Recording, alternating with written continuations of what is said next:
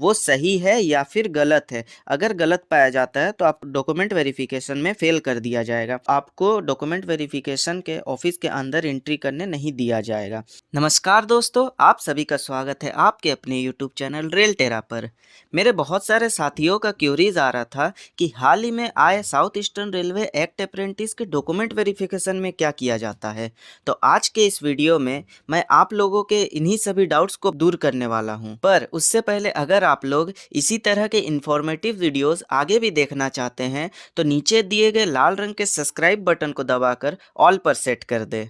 तो यहाँ जैसे कि आप लोग देख सकते हैं, सबसे पहले कैंडिडेट का नाम दिया हुआ है, उसके बाद दूसरे में उसका एड्रेस दिया हुआ है और फिर आप लोगों का रजिस्ट्रेशन नंबर भी दिया हुआ होगा। ये आप लोगों का कॉल लेटर है, इसको आप लोगों को लेके जाना ही होगा।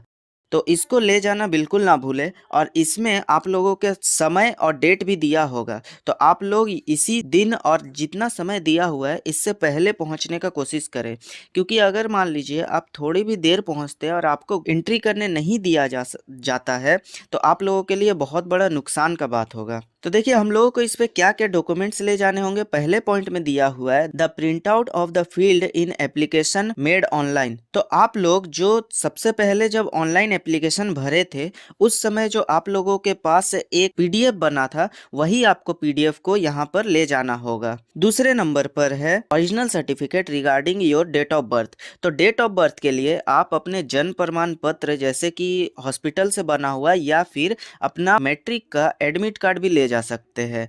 एडमिट कार्ड में भी दिया हुआ रहता है डेट ऑफ बर्थ, तो उससे भी काम चल जाएगा, वैसा कुछ उतना बड़ा प्रॉब्लम है नहीं। और तीसरे नंबर पे दिया हुआ है original certificate of matriculation among with the statement of marks. जो आप लोगों का जो मार्कशीट है उसी को ले जाना होगा, जिसमें आप लोगों का मार्क्स लिखा होगा। मतलब एवरेज निकाल के देखेंगे कि आप जो भी परसेंट दिए हैं वो सही है या फिर गलत है। अगर गलत पाया जाता है तो आप डॉक्यूमेंट वेरिफिकेशन में फेल कर दिया जाएगा। तो मेक श्योर कर लीजिए कि आपका जो ऑनलाइन जो आप लोग फॉर्म भरे थे उसमें दिया गया परसेंट और जो आप लोगों का मार्कशीट में परसेंट है वो बिल्कुल सेम है। चौथे नंबर पर दिया हुआ है original valid certificate of having passed the ITI.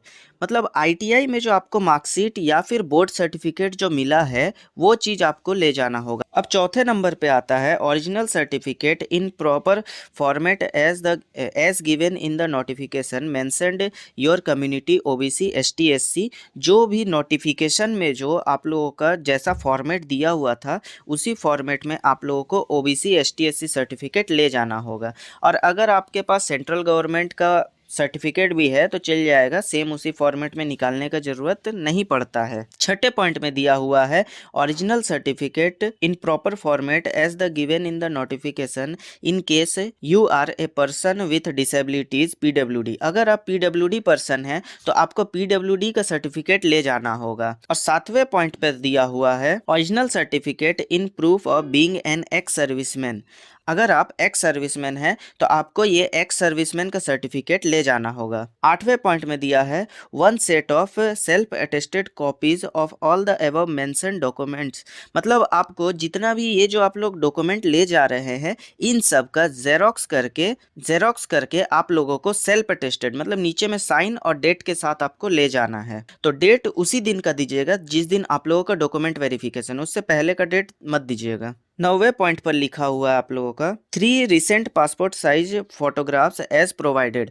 मतलब आप लोग जो ऑनलाइन, यहाँ पर ये भी लिखा है ऑनलाइन एप्लीकेशन, जो ऑनलाइन एप्लीकेशन में आप लोग फोटोग्राफ दिए थे उसी का 3 फोटोग्राफ आपको और ले जाना है, क्योंकि वहाँ पर वो लोग डॉक्यूमेंट्स को जेरोक्स करके उसके बाद आपसे सेल्फ अटेस्टेड करवाएंगे और आपका फ़ोटो भी चिपकाते हैं, इसलिए फ़ोटो बिल्कुल ले जाए, फ़ोटो ले जाना ना भूले। 10वें पॉइंट पर दिया है आपका जो नीचे में मेडिकल सर्टिफिकेट दिया हुआ है, मेडिकल फिटनेस सर्टिफिकेट, उसको आपको कोई भी गैजेटेड डॉक्टर से अटेस्टेड करवा कर ले जाना है। और 11वें पॉइंट पर है कोविड-19 सेल्फ डिक्लेरेशन फॉर्म। तो नीचे जो कोविड-19 का सेल्फ डिक्लेरेशन फॉर्म दिया है उसको भी आपको ले जाना होगा। अब कोविड-19 का सेल्फ डिक्लेरेशन फॉर्म जो है उसको हम लोग कैसे भरें, तो इसको भरना कोई तो इसमें कुछ उतना चीज दिया हुआ है नहीं, बस आप लोगों को अपना सिग्नेचर करना है, प्लेस लिखना है जहां से आप है, जैसे आप जिस भी जगह से आप अपने जगह का नाम लिखे और जिस दिन आप लोगों का डॉक्यूमेंट वेरिफिकेशन है उस दिन का डेट और टाइम लिख दीजिए। अब यहाँ पर कुछ आप लोगों के प्रोटोकॉल्स लिखे हुए कोविड-19 से रिलेटेड, तो ये आप लोग ज़रूर ध्यान में रखिएगा। सबसे पहले में दिया हुआ है कि आप लोग वहाँ पर 2 स्टूडेंट्स के बीच कम से कम 2 गज की दूरी बनाए रखें। उसके बाद फेस में मास्क होना ज़रूरी है। अगर आप बिना मास्क के पाए जाते हैं, तो आपको डॉक्यूमेंट वेरिफ़िकेशन के ऑफ़िस के अंदर एंट्री करने नहीं दिया जाएगा।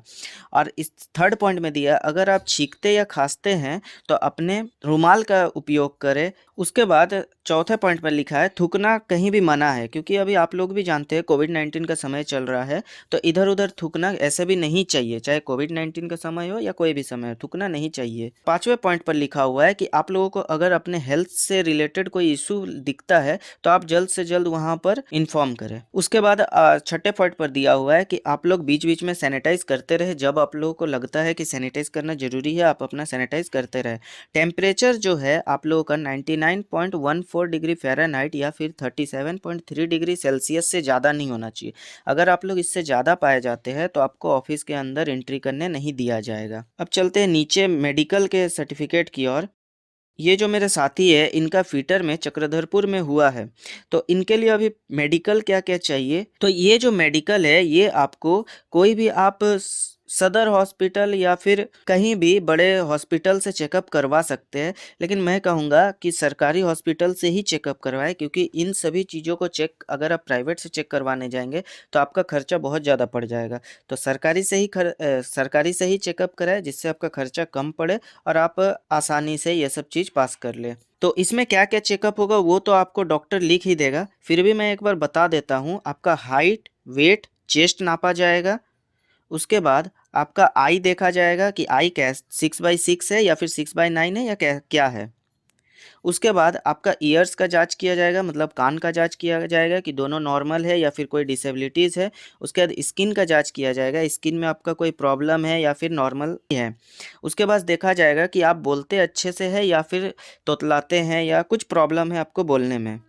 उसके बाद आपका एलिमेंट्री सिस्टम को भी चेक किया जाएगा। फिर इसमें आपका कार्डियोवैस्कुलर सिस्टम को भी चेक किया जाएगा, जिसमें आपका ब्लड प्रेशर आ जाता है कि आपका हाई ब्लड प्रेशर है, लो ब्लड प्रेशर है या फिर कैसा आप नॉर्मल है। ये सब चीज़ इसमें चेक किया जाएगा। उसके बाद आ जाता है रेस्पिरेटरी सिस्टम, ये भी आपका डॉक्टर्स के द्वारा चेक किया जाएगा।